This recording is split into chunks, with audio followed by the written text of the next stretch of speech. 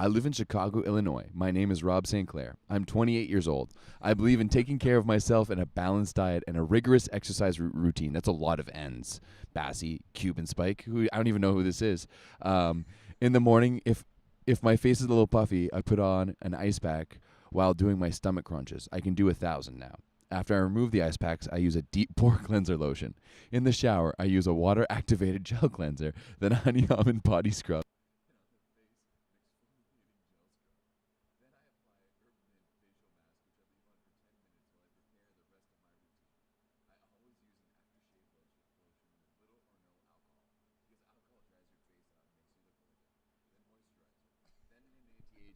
Why are we doing this? Moisturizing, protective. But there is no real me, only an entity. Something illusory. That's not a word, I don't think. I think it is. And though I can hide at my cold gaze, and you can shake my hand and feel flesh gripping yours, and maybe you can even sense our lifestyles are probably comparable, I'm simply not there. Well, what kind of fun is the Discord having without us right now? Well, with that, ladies and gentlemen, welcome to VNL Ottawa. This is our Thursday post-game show. I'm Rob St. Clair. That's Everett Delorme, and we were just reading a very pleasant excerpt from the Volleyball Source Discord. Rob ate him. Man, I'd be a big meal right now. If we're getting loopy, if the Discord is getting this loopy, like on day 3 of the tournament, like what's going on with us? What is happening over there right now? This is more like Everett. He's getting chubbier each time I watch. You need to quit out of the Discord right now. Guys, I had a salad today for lunch, okay? I had a salad for lunch. So no more of this malarkey. What's up, guys? We're here at the end of day 3 of the Volleyball Nations League in Ottawa. We're basically halfway through, right? We've done 7 matches, and we have 6 to go. No, we have 9 to go. Yeah. So we're not halfway through. And we're already getting loopy. But today we did see one kind of boring game that you loved. I did. And what I would deem the best match of VNL so far. Completely agree. And I honestly, we can get to the USA versus Italy later because it was such a beatdown that I think we should start with the match that we just saw. For sure. I completely agree. It was the best match we've seen this week. Brazil takes down Argentina 15-13 in the 5th. Dude, this was a battle. This was a back and forth battle. It couldn't have been closer. It was 25-19, 25-19, 25-23, 25-23, 15-13. Could not have been closer. Could not have been closer. These two teams are neck and neck right now. I do think, and I speak with a little knowledge of this, is that Argentina has a bit of little brother syndrome. 100%. And coming as a Canadian fan, I know that we tend to have that sometimes against you guys. First time I've heard you admit it, even though you're absolutely right. And it just seemed like Brazil is Brazil, and they have this belief that they should always win. And especially they should always beat Argentina. I mean, yes and no. That's like Argentina is a good team. Oh, for sure. Right? I mean, you picked them, and I'm kind of go for it. I'm kind of rooting for them in general. I really like this Argentinian team, and again, it could not have been closer. Just overwhelmingly close. We saw a lot of bodies from both teams. We saw Jan Martinez come in at outside in almost every set for Argentina. We saw a whole lot of bodies for Brazil. We saw this Honorato character. A little bit of a smaller outside hitter sort of guy, but Everett interviewed him just now, talked to him. He came in off the bench for Adriana, who wasn't very good, and played the rest of the match, and I thought made a big difference. Cool to see him. One substitution that we got to watch the rest of this tournament is the opposite, because in the 3rd set we saw Allen. Yeah. We saw him rip an ace. And we saw him promptly get subbed out to the bench and not play the rest of the match. We looked over there later. His shoes and socks were off, and he had some kind of wrap on his left calf. Oh, calf. It was his left calf, and you don't ever see a guy literally rip an ace serve and then immediately get subbed out for his other opposite without something being wrong. So got to keep an eye on Allen. That's a bit concerning. But even when Abuba came in, he was pretty good. Abuba did a pretty good job. 11 for 21. Yeah, 38% efficiency. Not terrible. He only made 2 errors, got blocked once. I thought Abuba was really clutch. He had this interesting couple of point spree where he was just challenging Donani in the 5th set. I wanted to bring that up. So the first one, he had a swing down the line, and Donani got a dig underneath, but it kind of went where no one was. And you mentioned afterwards that you thought that they needed to dig that ball, right? And even then, I think earlier on in that rally, the number 3 there from Argentina hit that ball down the line. Martinez Franchi, yeah, you're right. And Abuba just took it off the chest. And then he went down the line. Donani wasn't able to dig him. And then Abuba went back to serve again and ace Donani. Like they forced an overpass. Yeah. So they got thrown straight down. So that's really an ace. Yeah. Those 2 points right there were big. That honestly pretty much decided the 5th set. I do agree that Donani should have dug that ball. I think if you're a world-class libero, libero, agree because you said it. I did say it. If you're a world-class libero, you get to the line, you get a ball hit like 85% speed. Not even 85, given like a 75, maybe. 70. Right on your platform, I think you need to dig that ball, and then the next play to get overpassed by a same guy. That's not great, and which was a shame because you were talking to Lucarelli just now, and his take was that he was really excited to win a match in this fashion when he didn't think Brazil played very well. No, they didn't, and they went deep into the bench. For sure, they went deep into the bench. Like they used everyone but 2 players. Like Maike didn't play at all, and then Nascimento, Thierry Felipe. I don't know. He's got a million names. Yeah. Didn't play, but otherwise, like they went into the bench. Big shout out to man. He just told me Arthur. Yeah. Buchmiuk is how it would be in Polish. Buchmiuk. Yeah, that's probably right. Just turned 19. Got his first VNL points. Grew up mostly in Aurora, Ontario. Ontario, played for the Aurora Storm. Was born in Brazil. Wanted to play for Canada. We said no. Just go back to club. Your time will come. So he was like, oh, all right, I'm going to go play pro Brazil. And now he's 19 years old, getting his first ever points for Brazil. But so big shout out to Arthur. We also interviewed him. And yeah, it was awesome to see. But this matchup, you can just tell how much it means for both of these teams. But on the other side, like I really like watching Argentina. Me too. Man, like that pipe that they run there with Polonsky is so good. Bruno Lima, when he's got the Checo setting him, is one of the best right sides in the world. He looks fantastic. He challenges the block so well. He just finds seams so well. His numbers today weren't amazing. Weren't fantastic. 18 for 39, 21% efficiency, but he was hitting garbage balls. Yeah, a lot. He was hitting they a lot of junk.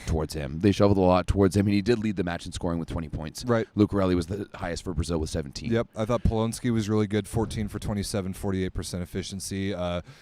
Argentina didn't pass the ball particularly well. No, only 18% perfect. Mm-hmm. Let's see, blocking, 10 for Argentina, 8 for Brazil. Serving, 4 aces, 19 errors for Argentina, 7 aces, 17 errors for Brazil. That's definitely in Brazil's favor, but it's hard to look at the numbers in a match like this because it was so close. Yeah, and like the best way to analyze this match is that it was a little sloppy, it was a little weird, it was really back and forth, and it was awesome. It was awesome. Somehow there's a pretty significant Brazilian crowd in Canada. I didn't know that, or in Ottawa at least. I mean, yeah.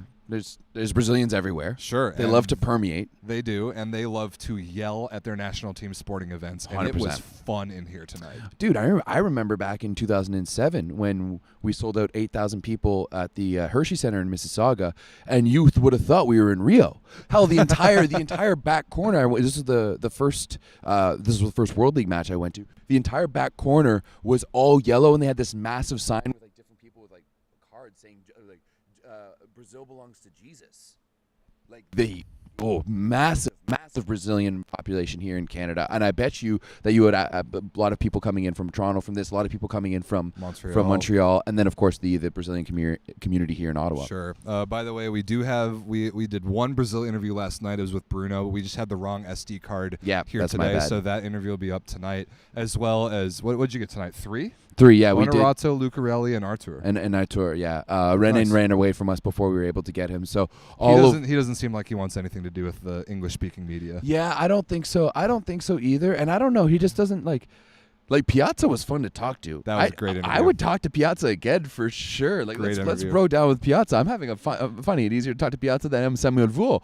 But yeah, Renan is not a guy that I want to get back in there. It's kind of back when Gerbich first started when Grbic first started coaching. Poland last year, he was no. With Serbia. With Serbia, when we first had them here, it was intimidating. Yeah, and also because it's Grbic. Yeah, Grbic is a legend. Yeah, some of you viewers are probably too young to have seen Grbic set. Yeah, children. Anyway, this match was a banger. I think it was the best of VNL so far. I mean, how many 5-setters have we had? Only a couple. Cuba, Canada, obviously. We had Poland, Iran last night, which is a reverse sweep. We had, and then China, Bulgaria, right? Yeah. I mean, we haven't watched 2 of those. I'm assuming that Poland, Iran was pretty damn good, but I don't know. The skill in this Argentina versus Brazil match was absolutely fantastic. It was a lot of fun to watch. I find our boy Luciano Vincentin didn't have a great game. He was pretty good offensively, but defensively his passing really, really lacked. But that difference between Martinez Franchi, the third outside, and Vincentin, they're 2 very different players. Completely. If they could be one player, they'd be fantastic. If you combine the 2 of them, they 100%. Would literally be Facundo Conte. Yes, you're right. Long, explosive, good offensively, control. But it's still with good ball control. Absolutely. And I think that if the Argentinians could have figured out that P2 position a little bit better, this game would have finished. This game would have finished in 4 because they looked like they were cruising to a win in that 4th set. They did. Argentina was up big in the 3rd, and Brazil almost made a comeback there. Argentina ended up winning 25-23, and then you're right. It looked like Argentina was going to win in 4. We were standing literally right here watching the game, and you were asking me, okay, who should we get from Argentina to interview? Yeah, because they were up 4, maybe 5, like midway or late through the 4th set, and Brazil stormed back. Brazil didn't take control back of the match until 23-22 in that 4th set, and then they still went back and forth. A lot of lead changes throughout the match entirely. So it was just a lot of fun. 5th set included. Yeah. I really do think it was that 2-point swing where Donati failed to dig that ball from Abuba, and then Donati overpassed Abuba. I think those were 2 makeable plays for Argentina that could have been the difference. But that's what volleyball is all about. Like that's why that match was so great. It's the narrowest of margins. It was just wonderful.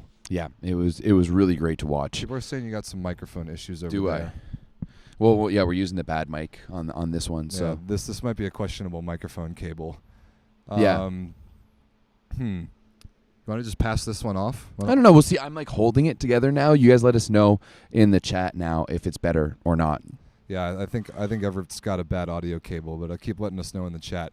Is that it for USA? Or sorry, not USA. We're going to move on to that. Is that it for Brazil, Argentina? I will say that having guys like Honorato come in, who's the middle?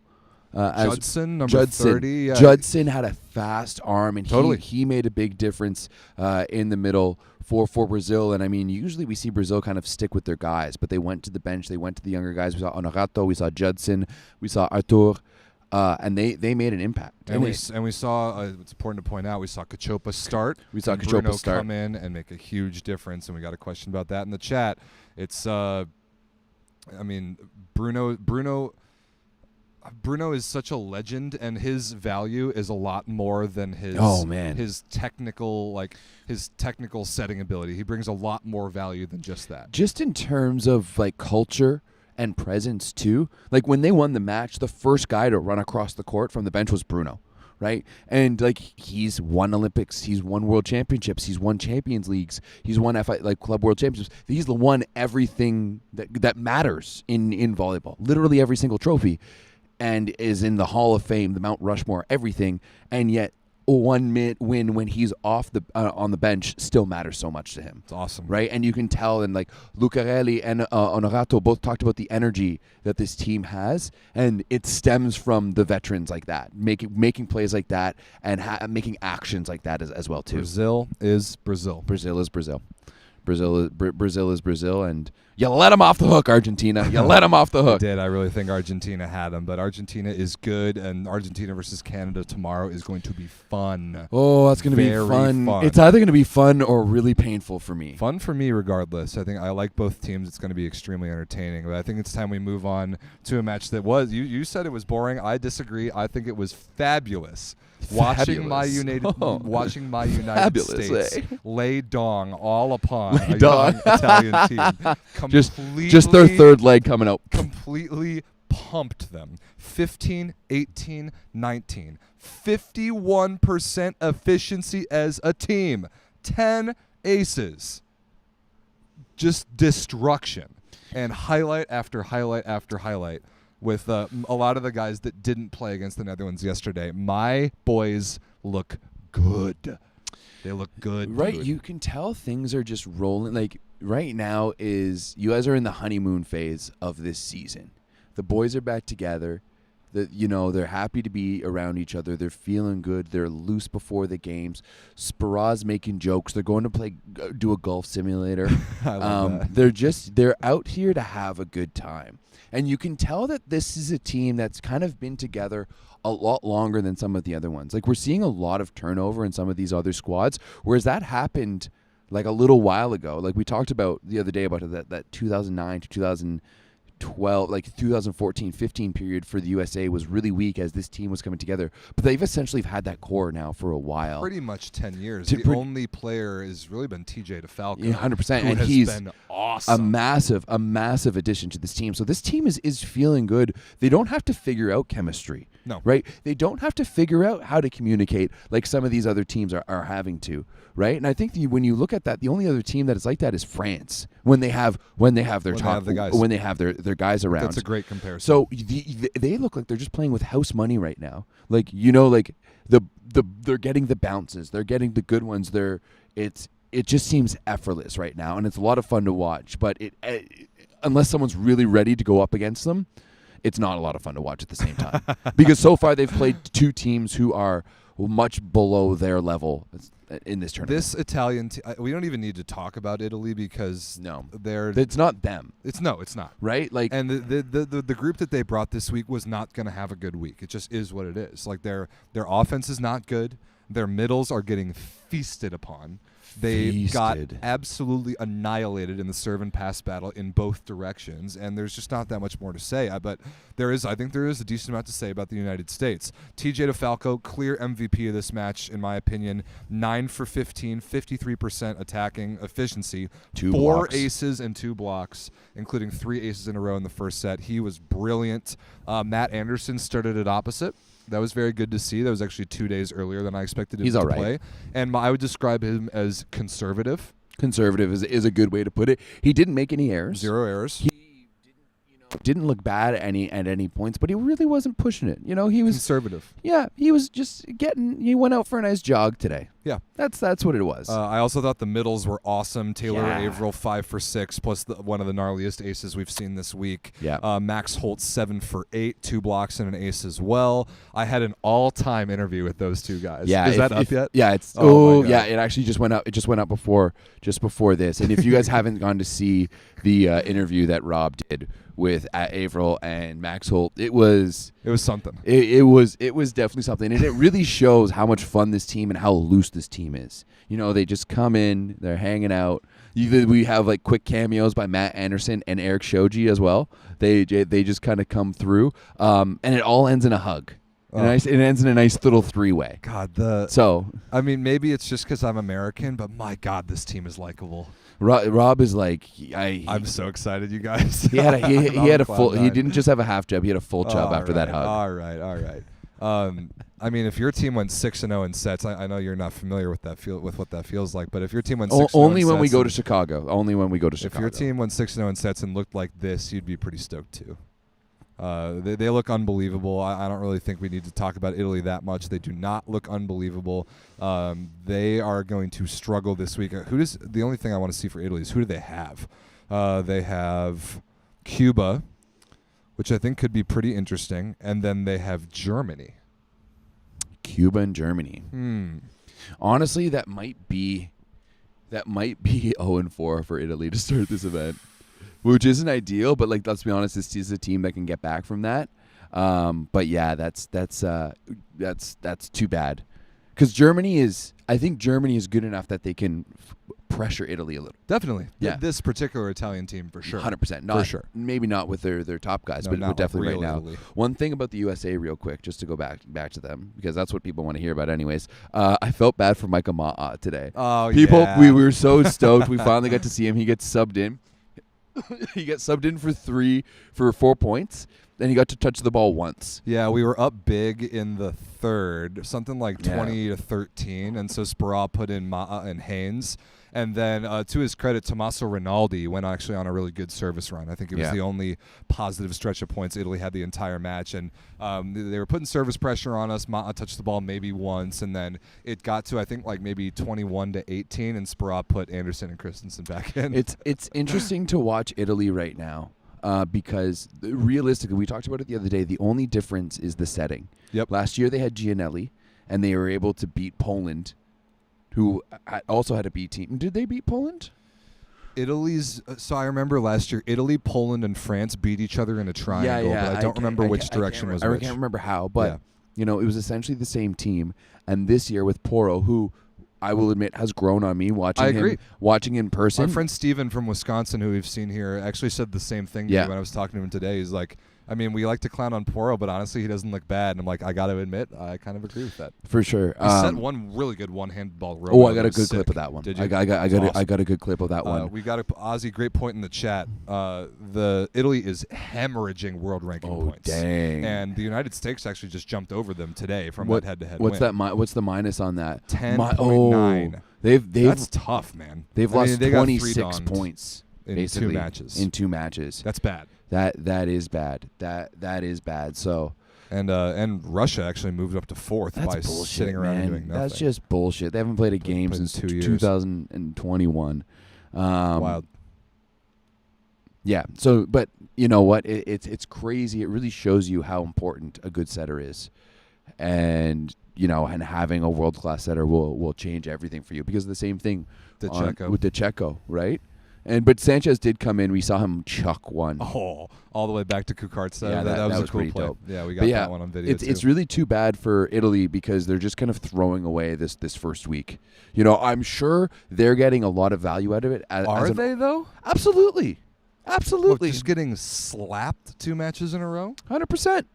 Because you're Fefe out there now, and you can see what teams are doing and how your guys are going to react. And also, like, this is another thing too. No one has good film on Italy from this year. That's a good point, right? So hey, I'm looking for the silver linings.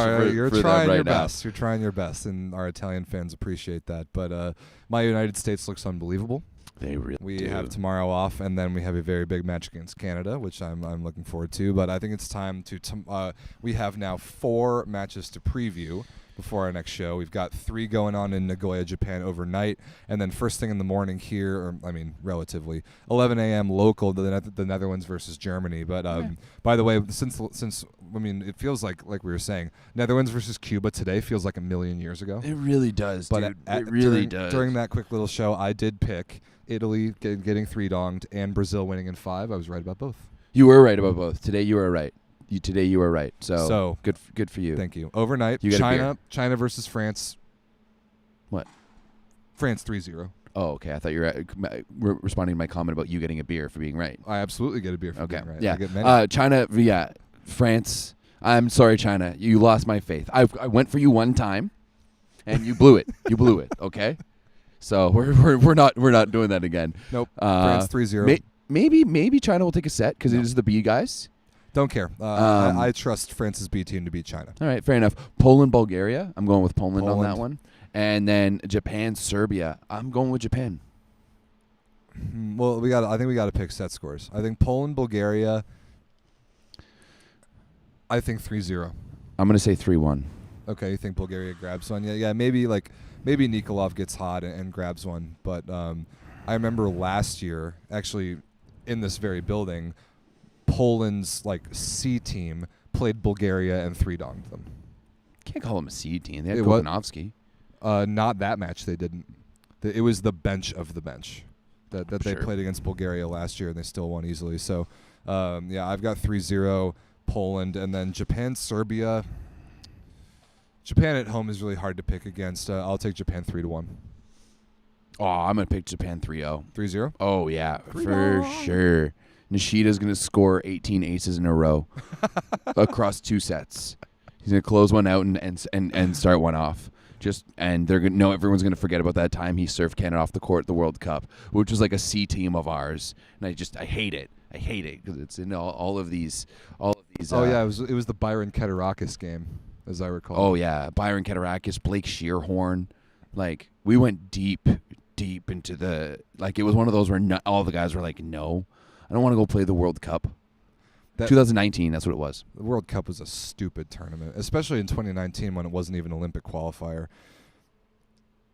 One of our Polish friends says, no way Poland Three Dongs playing like that and Bulgaria is better than last year. I mean, we'll see. I think Bulgaria is better than last year. I don't. Nikolov is better than last year. Thus, Bulgaria is better than last year. Last year they had more players. Yeah, they had Rado Parapunov. I mean, Rado. I don't think Bulgaria is very good at all. Oh, they beat China. They didn't beat China. They beat Slovenia. Oh, so you're right. Sorry, they beat even bigger. They even better. See, I'm forgetting what's. Yeah, it all blends together. Are there any other media people doing interviews? No. When? Like what? It's just us. It's literally just us. It's literally just us. Think Volleyball World's and interviews? Claire Hanna, who's commentating these games, came by today and she's like, why aren't we collaborating on this? Why aren't you guys doing this for Volleyball World? And we both just looked at her and laughed. Come on. Stupidest question I've ever heard. I'm surprised they haven't taken down our new Instagram. Yeah. Real quick, once again, go follow us at Volleyball Source 2.0, our new Instagram account. We're back. We are back, and then go check out that volleyball.store. Last but not least, tomorrow morning in Ottawa, 11 a.m. local, Netherlands versus Germany. The Netherlands feel a lot better today after picking up a win. I feel a lot better about the Netherlands after today. But I honestly think them and Germany are a little bit similar. Yeah, Germany has a slightly worse opposite, but they're slightly better everywhere else. I mean, slightly. Significantly worse. I mean, Weber's good, but he's not Namir. But Germany is good. Germany is better everywhere else. Middle, setter, not libero. Outsides is a toss-up, but I'm curious to see that. And I think more than a toss-up. I'd pick Rijkaard over either of those. Definitely. Over Jornar or Benny Tweenstra. Or Van Garderen. Or Van Garderen at any point. I agree with that, but I think Germany's second outside is a problem because they're being forced to use Schott at libero. That doesn't really do it for me. This is a team. This is going to be a battle of whose weaknesses can be exposed the least. I could see this one going 5. I could too. And it's going to be another kids game. We're going to have thousands of school kids, little school children. Those kids are going to see Namir in warm-ups and have their minds blown. That's a tasty thought. That's a tasty thought. Absolutely. Just like that was the cool thing about today is the Netherlands versus Cuba game today. It had all these middle school, high school kids. The Dutch are just getting all the kids games, eh? I guess they are. They're going to be the favorite team of thousands of kids across Ottawa. And all these kids are just like randomly picking a team like for pretty much no reason. Oh yeah. I mean, if they see Namir and warm-ups, like that guy looks awesome. Maybe the Netherlands gets the crowd advantage. We'll see. I do like 5 here. And Germany didn't reward me by picking them over Brazil the other night. That didn't go well at all. But I kind of want to see an angry Piazza. I do think that's funny, and I'm going to pick Germany in 5. I'm going to double down on picking Germany, and it's probably going to bite me. If that's the case, then you have to ask Piazza for an interview after he loses. After he loses. I can try to do that. He's not going to like that. But yeah, actually, I think that you should. The only thing that you should film is me asking him for the interview, and then not do a full-on interview, and then I'll just ask him for the interview, and I'll be just like, "No, coach, just kidding. Like, we don't have to talk to you. You don't have to do this." I think he might get mad at us and never talk to us again if we do if we do that. But content, Everett. The content, but yeah, so tomorrow. What's your pick? Ooh, I'm going with the Dutch. Okay. I think Namir is going to have a game. I think Namir's breaking news. Namir's really good. Namir is gonna have a game. You know, I think he's gonna have a game. So, and then it's gonna be a fun day of volleyball just tomorrow in general. Oh right? No, the kids are gonna see Crick talk. I forgot about that part of it. I forgot about stupid Crick. Oh, he was so bad the other night. He was really bad the other night. Oh, he hits as hard as a club kid. His arm is so bad. His arm is like literally. There's kids in the warm up. Like in the warm up session on Monday night, the rehearsal on Monday night, who have a better arm than Crick. I have no doubt about that. But the fans love him. He was the last one after his game. He was the last one out here signing autographs and stuff like that. We saw a Modena Crick jersey as well too. Smart business decision for him because his volleyball career is not going anywhere. Well, I mean, he's still in the national team, so. I do have Germany in 5. I hope that Brema and Massa play. I have a feeling those two guys will have a huge impact. Yeah, I think so too. Brema is really good. He's really good. Brema is really good. It's the first time. I can't remember if he was here because they were back here in 2019 as well. I think he was too young. Like, he's a young dude. I don't know if he was in the mix at that point. I do remember Crick from that point. This was before we knew what he was like, and we were all excited about him. Yeah, he was the new young 7-footer in the middle for Germany, and before. So, anyway, yeah, gonna be fun overnight. The first game, I think that France-China game is in like half an hour. Yeah, it starts 45 minutes. It starts at 12:10, just after midnight our time. So we can go throw that on. Sure. Have a couple of adult beverages. Yeah, we'll try and get the rest of those interviews up tonight. Yeah, they definitely will. Rob will remind me when we get back to the Airbnb. Right now, Namir tied for the lead in points in VNL. 46 through 2 matches is a lot, and also leading in just pure scoring. Like he's got 43 kills, and the next highest is Lubrich with 36. So. Namir's really good. All right, boys and girls. Nice quick little show there. I think that's about half an hour. I think that's exactly our target. So that's what we like for these post-game shows. We'll be back tomorrow after the Netherlands versus Germany. Yes. To preview whatever those matches are tomorrow. I know one of them is Argentina, Canada. Yeah, Italy, Cuba, Argentina, Canada. We might be in for the best day of volleyball all around. If all of those games, I think Italy, Cuba could be good.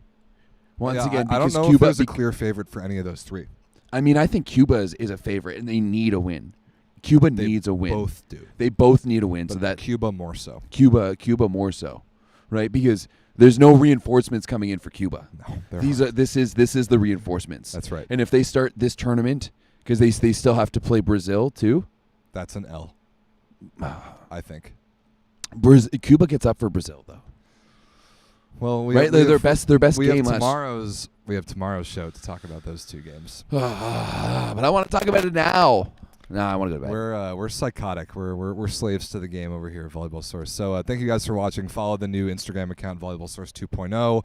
Join the Discord. If I actually already forgot about the intro we did. That was something. That came from there. Thank you, Bassie Lassie. I don't even know. Was that Bassie Lassie? Yeah, it definitely was. I don't even know what to make of that. But join the Discord for more goofy, loopy content overnight with these games in Japan. We'll be back tomorrow after the Netherlands versus Germany. We'll see you then. You might need to do a drunk stream soon, too. Oh, yeah. There will be a drunk stream this week. We just don't know when, but the Discord is where you'll hear about it. Another reason to join it. Peace. Thanks for watching.